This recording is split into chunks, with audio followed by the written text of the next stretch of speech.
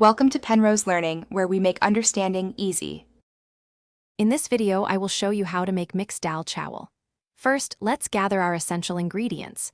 You will need 1 cup of mixed dals and 1 cup of rice. Remember to soak your dals for at least 30 minutes. This helps them cook evenly.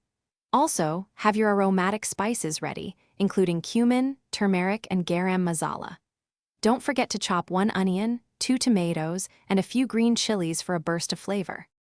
Now, let's get those dals cooking perfectly. In a pressure cooker, combine your soaked mixed dals with about 3 cups of water. Add a pinch of turmeric powder and 1 teaspoon of salt to season them. Cook this mixture for 3 to 4 whistles on medium heat. Once done, the dals should be wonderfully tender.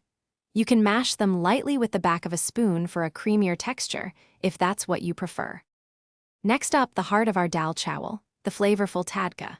Heat 2 tablespoons of ghee or oil in a separate pan. Sauté cumin seeds until they splutter, then add your chopped onions and green chilies, cooking until golden.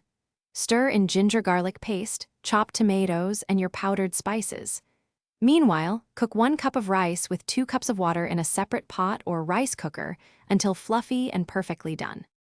Finally, it's time to bring everything together for a truly satisfying meal. Gently pour the aromatic tadka over your perfectly cooked dal, stirring it in to infuse all those wonderful flavors. Garnish generously with fresh coriander leaves for a burst of color and freshness.